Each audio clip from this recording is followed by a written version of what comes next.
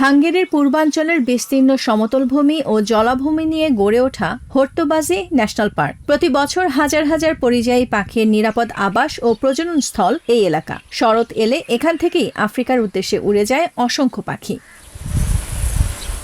কিন্তু এবছর আগাম তাপপ্রবাহ ও দীর্ঘস্থায়ী খরায় জলাভূমিগুলো দ্রুত শুকিয়ে যেতে শুরু করেছে।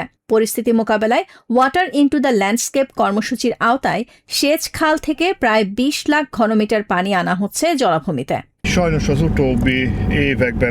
জলাভূমির নিচের কাদামাটির স্তর এতটাই শুকিয়ে ফেটে গেছে যে পানি আর ধরে রাখতে পারছে না। ফুটোহাড়ির মতো সব পানি নিচে চলে যাচ্ছে।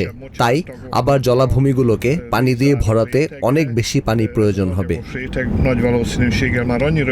পার্কের সবচেয়ে বড় জলাভূমি ফেকেতে রেত বা ব্ল্যাক মেডো। একসময় টিসা নদীর বন্যার পানিতে স্বাভাবিকভাবেই সিক্ত থাকত এ এলাকা। তবে ২০১৩ সালে প্রথমবার এটি শুকিয়ে যায়। পরে ২০২২ সালের ভয়াবহ খরায় পুরো জলাভূমি শুকিয়ে গিয়ে ৮০০ হেক্টরের বেশি এলাকা দাবানলে পুড়ে যায়। বিশেষজ্ঞরা বলছেন, চলতি বছরের শুরু থেকে পানির ঘাটতি ছিল।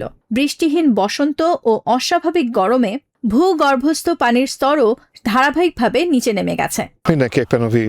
এই বছর তাপপ্রবাহ অনেক আগে থেকেই শুরু হয়েছে। বসন্তে পর্যাপ্ত বৃষ্টি হয়নি, ফলে জলাভূমিগুলো পূর্ণ হতে পারেনি। তবে পরিবেশগত পুনরুদ্ধার কর্মসূচির মাধ্যমে পানি আনার সুযোগ পেয়েছি। এখনও সেচ খাল থেকে পানি আসছে। এই পানি না পেলে পুরো এলাকায় ইতোমধ্যে সম্পূর্ণ শুকিয়ে যেত। জলবায়ু পরিবর্তনের প্রভাব শুধু জলাভূমিতেই নয়, বদলে দিচ্ছে পরিযায়ী পাখিদের চলাচলের ধরনও। শীত কমে যাওয়ায় পাখিরা আগের তুলনায় অনেক আগে ফিরে আসছে। আবার শরতের অভিবাসনও শুরু হচ্ছে দ্রুত।